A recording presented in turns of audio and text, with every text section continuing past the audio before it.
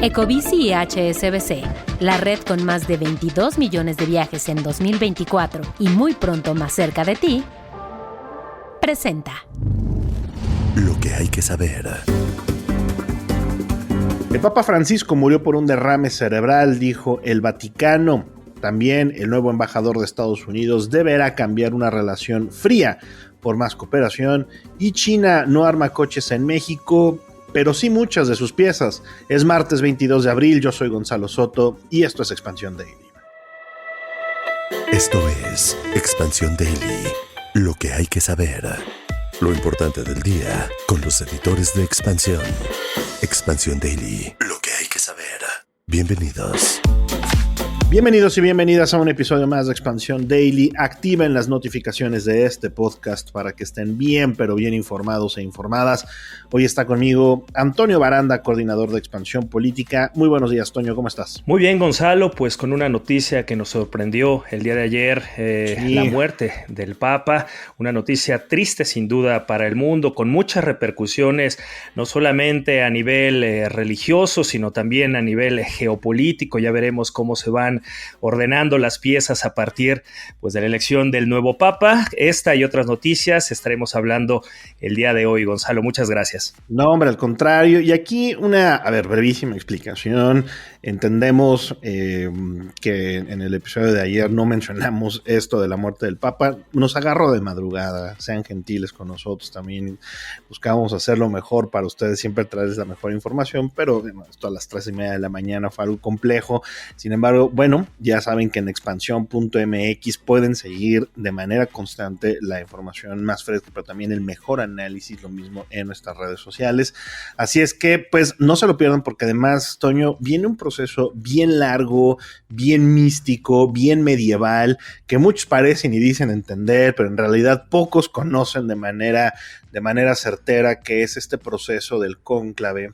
La elección del próximo sumo pontífice es un tema de verdad muy interesante, ahorita lo discutimos, pero de saque, pues el hecho mismo, el Papa Francisco murió de acuerdo con el certificado que anunció el Vaticano, murió de un derrame cerebral, cayó en coma antes de perder la vida finalmente la madrugada del lunes a los 88 años. Así es, Gonzalo, una noticia que estremeció al mundo, porque además unas horas antes había estado presente en esta plaza de San Pedro, a bordo del Papamóvil, una reaparición después de varios días, después de haber estado internado por un problema respiratorio, aparece en esta plaza de San Pedro y unas horas después es que tenemos esta noticia de su fallecimiento, como decías, por un derrame cerebral que le siguió una insuficiencia cardíaca y un coma. Importante decir, Gonzalo, que hay un testamento por parte del Papa Francisco.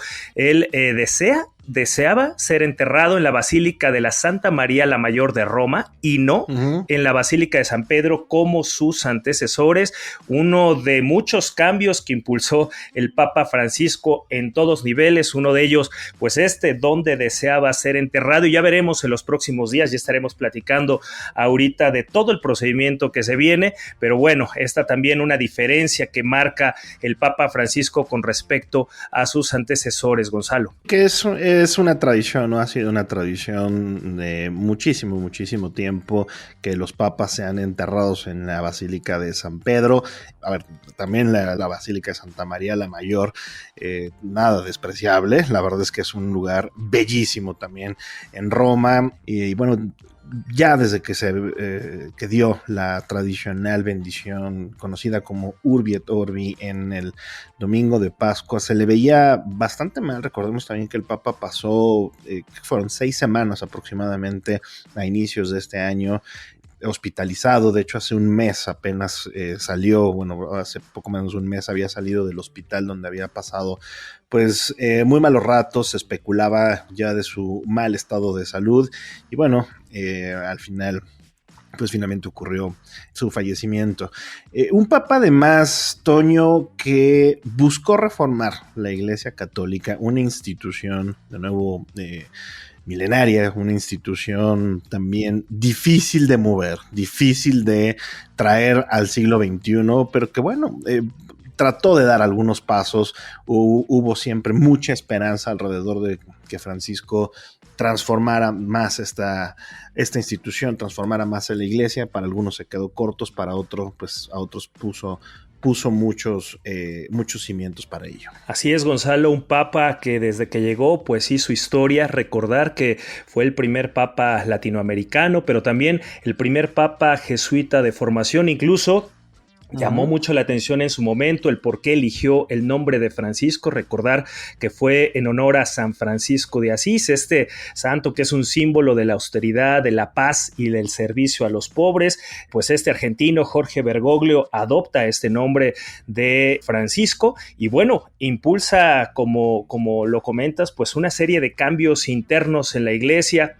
Para algunos especialistas hay algunos temas que se quedan en el tintero, el tema sobre todo de la pederastia y los abusos al interior de la iglesia. Me parece que es algo que los especialistas coinciden que queda todavía, digamos, mucho por hacer y que a pesar de que se impulsaron cambios internamente, pues no se logró, aplicar sanciones que quizá las víctimas esperaban, no solamente en México, sino en otros países. Hemos visto varios casos en Estados Unidos, en Europa, sí, que pues marcan este fenómeno de la pederastia al interior de la iglesia, que él buscó, como decíamos, combatir, pero que para algunos se quedó de alguna manera corto. Mencionar que este papa utilizó, digamos, como símbolos el defender a los pobres, a los más vulnerables. Siempre fue un papa sencillo, austero, que se caracterizó precisamente por eso.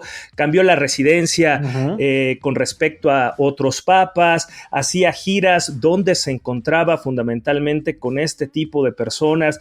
Por ejemplo, en la visita que realizó a México hace 9 años, se reunió con indígenas, se reunió con familias, también tuvo una celebración religiosa en la frontera para dar un mensaje sobre el tema de la migración, y también un papa que estuvo muy involucrado en el tema de la paz y en contra de la guerra. Francisco, un papa sin duda, como decías, tratar de cambiar pues internamente muchas de las cuestiones de la iglesia que vienen de siglos, sí, es sumamente difícil. Sin embargo, él trató de darle su toque personal y de hacer, de promover algunos cambios que transformaran de alguna manera o que iniciaran este camino a la transformación a la Iglesia Católica, al Vaticano en muchos sentidos. No se manda solo el Papa, eso es una realidad. Sin embargo, al final sí es el guía absoluto de la religión católica, una religión que también enfrenta muchos retos por la pérdida de feligreses. Cada vez hay más personas en el mundo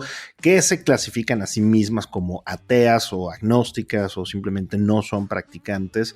Y bueno, también el propio Francisco había habló durante su papado de una crisis de la fe que ha pues sí, inundado al mundo. Entonces pues sí, un reto bastante interesante, pero bueno, viene ahora, Toño, un proceso muy interesante. Ya lo mencionábamos, el próximo cónclave podría ser además uno de los más atípicos de la historia reciente, no por los rituales inmutables. Estos permanecen desde hace siglos y siglos, se van a encerrar en la Capilla Sixtina, eso no cambia, hay, insisto, tradiciones que ahí seguirán, sino por el peso, como ya decías tú, de la geopolítica en la elección del próximo Papa. Es un momento en el cual además vivimos un cambio de estructura en el sistema económico global, en el sistema político global. Va a ser muy, muy complicado, pero además el proceso, insisto, es muy, muy interesante, Toño. Un proceso que recordamos cada vez que hay un cambio de papa. Vamos a los libros, a la historia, a recordar este cónclave, este proceso tan interesante, tan propio de la Iglesia Católica. Recordar que, bueno, los cardenales se van a reunir próximamente, se calcula que en aproximadamente 2 semanas, se van a reunir en el Vaticano, particularmente en la Capilla Sixtina, para elegir al nuevo papa. Algo muy interesante, y de ahí el término cónclave, que viene del latín cum clave, que significa bajo llave, es que los cardenales que van a poder elegir al nuevo papa van a estar encerrados completamente, aislados del mundo exterior, sin ninguna posibilidad de comunicación con nadie más que ellos, tratando de elegir al nuevo papa, y esto con la finalidad de dar seguridad y sigilo a su elección. Este derecho a votar en el cónclave es como un detox electrónico, el cónclave, mi querido Toño, porque de plano no se permite nada, ni micrófonos, ni celulares, nada. La verdad, yo creo que hay muchos que sí nos hace falta seguir las reglas del cónclave, por lo menos un fin de semana, querido. Pero te interrumpí.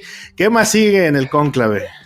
Sí, sin duda nos hace falta de repente este tipo de procedimientos, ¿no? De olvidarnos un poco o mucho de los dispositivos electrónicos. Es lo que va a pasar en este procedimiento en la Iglesia Católica. ¿Qué es lo que va a suceder? Está, como decíamos, reservado a los cardenales menores de 80 años. En este caso son 138 cardenales electores de todo el mundo, incluidos mexicanos. Y bueno, señalar que la mayoría de estos cardenales electores fueron elegidos precisamente por el Papa Francisco. Como decías, hay una serie de rituales que no cambian, que son inmutables, y esto pues con la finalidad de dar un absoluto sigilo a las deliberaciones en esta Capilla Sixtina. Y lo que seguramente llama más la atención, Gonzalo, es este tema del humo blanco y el humo negro. Sí. ¿Qué significa? Que los cardenales, como decíamos, van a estar encerrados, van a estar votando de manera secreta, y en la medida que haya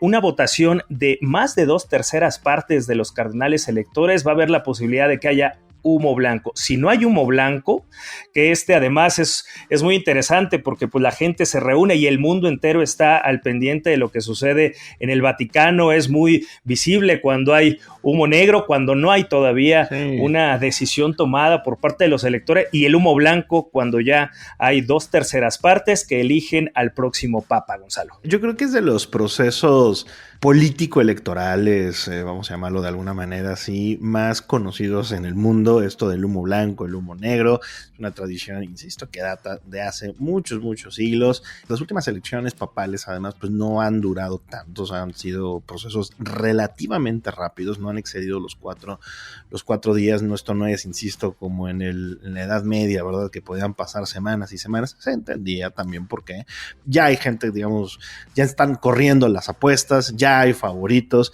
Uno puede revisar, de verdad, es muy simpático. Hay algunos nombres que sí se repiten, pero normalmente, dependiendo a quién consultes, te da 2 o 3 personajes que son, digamos, los favoritos a ganar o a convertirse en el próximo papa. Pero el problema es la última ocasión que esto sucedió, que fue precisamente en la elección de Francisco I, bueno, de Jorge Mario Bergoglio, el cardenal Bergoglio en ese momento como papa. Nadie lo tenía en el radar, o sea, él nunca fue mencionado entre los favoritos y finalmente terminó siendo papa, y de nuevo con esta transformación que intentó de la Iglesia Católica. Pero bueno, hasta ahí la información, por lo menos ahorita, de lo que sucede en el Vaticano, de la religión católica, del papado. Vámonos ahora con una información pues todavía más política, igual llena de intriga, mi querido Toño. La verdad es que eso no cambia, será el Vaticano, será la Ciudad de México, pero finalmente llegó el nuevo embajador estadounidense para nuestro país, Ron Johnson, de quien ya habíamos platicado hace algunos meses, un personaje muy peculiar, especialista en seguridad, ex boina verde. Si ustedes no saben quiénes, qué hacen o cómo están preparados los ex boina verdes, vean la película de Rambo, es lo mejor que les puedo decir para que lo entiendan muy claro. Pero bueno, este es el personaje que llega en un momento además pues difícil de la relación bilateral, Toño. Un exintegrante además de los servicios de inteligencia del gobierno estadounidense, un exmilitar. Ese es el perfil que eligió el presidente Donald Trump para estar en esta representación diplomática en México. Y como decías, pues Ron Johnson va a tener esta encomienda de reabrir, digamos, las puertas de Palacio Nacional después de los desencuentros que tuvo su antecesor Ken Salazar, particularmente con la presidenta Claudia Sheinbaum. Recordar que Ken Salazar tuvo una muy buena relación y cercanía con el expresidente Andrés Manuel López Obrador. Sin embargo, en los últimos meses de la administración del presidente López Obrador y el inicio de la gestión de la presidenta Claudia Sheinbaum, hubo una especie de rompimiento de relaciones, esto a partir de críticas que hizo el ex embajador, sobre todo a la reforma judicial, y se rompió, digamos, este vínculo diplomático con la embajada estadounidense. Anteriormente veíamos a Ken Salazar entrar y salir de Palacio Nacional 2 o 3 veces a la semana para tratar de manera directa los temas que interesaban a Estados Unidos, y a partir de este rompimiento, nada. Incluso se pusieron algunos lineamientos para que Ken Salazar tuviera que tocar la puerta de la Secretaría de Relaciones Exteriores, pues para resolver algunos asuntos de interés para Estados Unidos. Ese es, Gonzalo, el primer reto que va a tener Ron Johnson, reabrir las puertas de Palacio Nacional. Muy difícil. A ver, creo que además Ken Salazar sí llegó con esta actitud de vamos a ser compas, vamos a ser amigos, aquí tenemos muchas cosas en común. Era otro México, era definitivamente otro Estados Unidos. Entonces, la verdad es que en esta ocasión las circunstancias son completamente diferentes. Creo que el tema económico, el tema migratorio, el tema de seguridad, el tema de las drogas va a estar muy en el centro de la relación bilateral, y sobre todo creo que Ron Johnson, quien además fue embajador en El Salvador durante la época de Bukele, cuando se construyó el CECOT, este centro de confinamiento para el terrorismo, es una visión diametralmente distinta. Toño, yo me atrevo a señalar, no nada más respecto de Ken Salazar, sino de los últimos 5 o 6 embajadores que hemos tenido. Definitivamente muy distinto también a Christopher Landau, muy distinta también a la embajadora Roberta Jacobson. La verdad es que, de nuevo, Toño, es algo que no nos había tocado ver, por lo menos aquí en nuestro país, en mucho tiempo. Es un perfil completamente distinto, Gonzalo, como decías, es un perfil más duro y que sirve sin duda a los intereses del presidente Donald Trump en este momento. Si es un ex boina verde, si es un ex integrante de la CIA, si es un ex militar, si es un ex diplomático que estuvo en El Salvador, sin duda tiene que ver, y los especialistas así lo hacen notar, sí, pues con el interés del presidente Donald Trump de seguir ejerciendo presión, sobre todo en el tema de seguridad, en el tema del combate al narcotráfico, de disminuir el trasiego de fentanilo y también reducir el número de migrantes que van a la frontera con Estados Unidos. Esos son los intereses del presidente estadounidense Donald Trump, y precisamente para eso está Ronald Johnson en este cargo que, bueno, está por asumirlo de manera formal, aunque el Congreso estadounidense pues ya lo ratificó hace unos días, y pues agreguémosle estos ingredientes de los aranceles, estos ingredientes de la denominación de los cárteles mexicanos como terroristas, y bueno, son ingredientes que abonan a una relación que de entrada se vislumbra compleja, que no necesariamente va a ser en términos amistosos como lo fue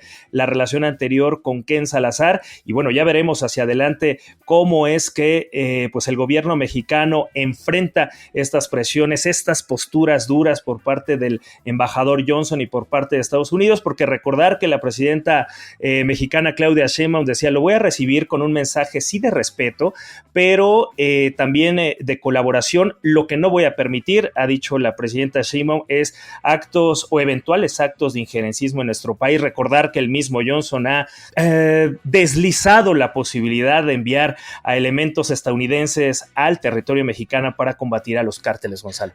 Dime qué tipo de embajador me mandas y te diré de qué manera será la relación bilateral, y bueno, no se vislumbra tan positivo. Hablabas de la presidenta Sheinbaum, por cierto, que rechazó en su conferencia matutina los spots de Kristi Noem, la secretaria de Seguridad Nacional de Estados Unidos, que han aparecido en televisión, en redes sociales, en distintas plataformas que, de acuerdo con la presidenta, son discriminatorios en contra de nuestro país. Una denuncia, creo que muy válida, por el contenido de lo que se ha mostrado en estos spots. Pero no, hablando de Kristi Noem, por cierto, le robaron la bolsa en un restaurante allá en Washington. Traía documentos secretos, o digamos protegidos, que tenían, y $3,000 en efectivo. ¿Para qué? Híjole, uno se hace ideas extrañas en la cabeza, Toño. Pero bueno, vamos a avanzar, porque China, de acuerdo con la industria nacional de autopartes, en su gran mayoría no ensambla coches en México, pero sí muchas piezas. Son 36 compañías de ese país que participan en la industria de autopartes, y en la mayoría de los casos la llegada se ha dado por invitación directa de armadoras que ya operan en el país. Uno de los retos donde además los negociadores estadounidenses tendrán mucho el foco de cara a lo que vamos a platicar del TEMEC.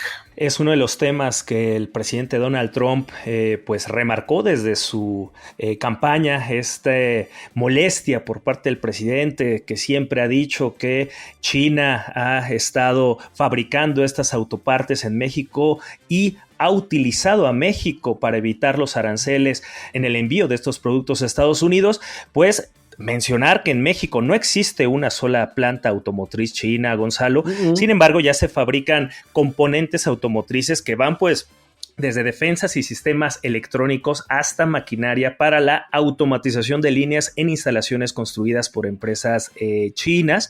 Si bien ha habido interés o anuncios por parte de automotrices chinas de invertir en nuestro país, la realidad es que han postergado estas decisiones de instalar plantas como tal en nuestro país. Sin embargo, como decíamos, pues ya hay empresas que han montado algunos espacios industriales para empezar a fabricar algunos componentes. Y como decías, la gran mayoría son a través de invitaciones. Por ejemplo, hay una empresa que se llama Mingua, Gonzalo.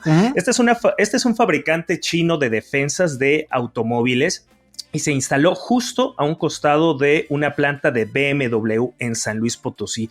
Este es, digamos, un ejemplo de lo que estas empresas están haciendo de la mano con otras empresas automotrices para empezar a fabricar componentes, que no plantas como tales, pero sí componentes en nuestro país automotrices. Que es una de las cosas, Toño, que Estados Unidos más ha cuestionado al respecto, digamos, en medio de esta guerra comercial, porque dicen, a ver, han agarrado a México para triangular mucho del contenido y mucho de las autopartes, o mucho de lo que se llega o que llega finalmente al mercado estadounidense. Prácticamente nos han catalogado como una especie de caballo de Troya para la mercancía estadounidense.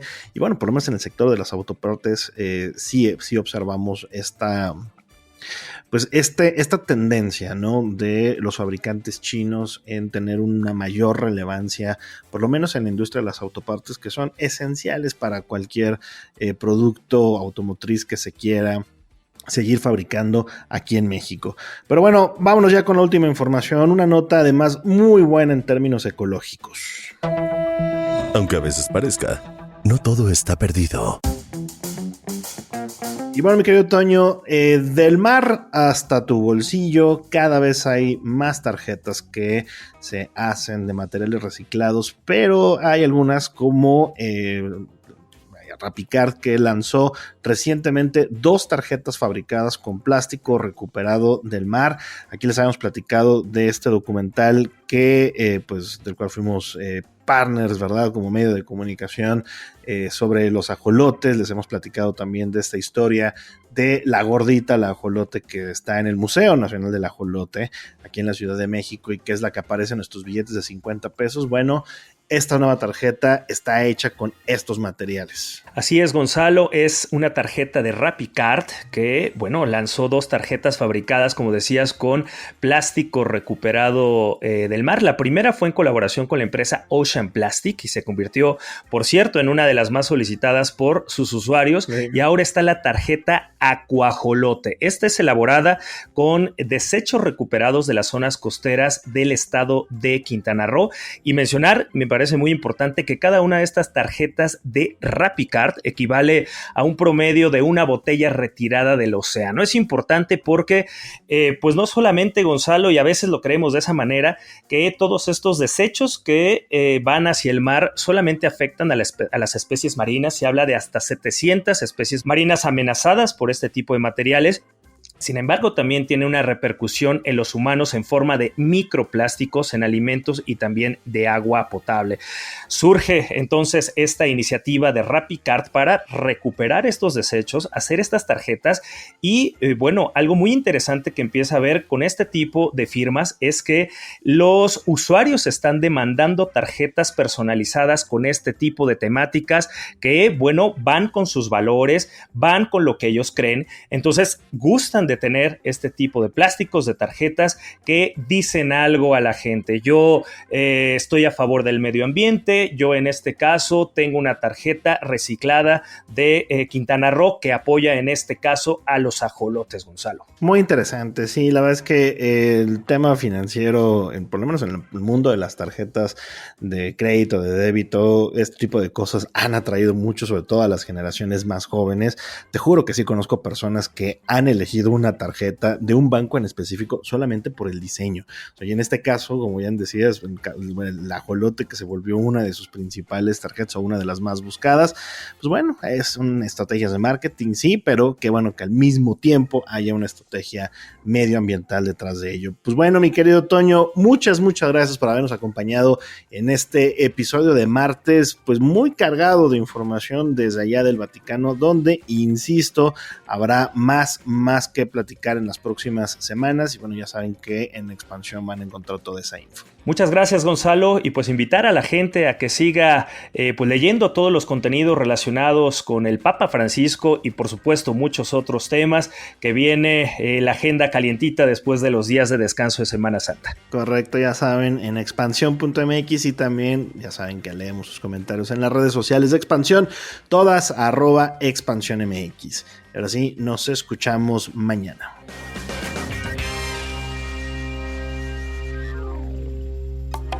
Expansión Daily. Escucha un nuevo episodio lunes a viernes a partir de las 6 de la mañana. Expansión Daily es un podcast de Expansión. Este episodio llega a ti gracias a rss.com, el podcasting hecho simple. Ecobici y HSBC, la red con más de 22 millones de viajes en 2024 y muy pronto más cerca de ti, presentó.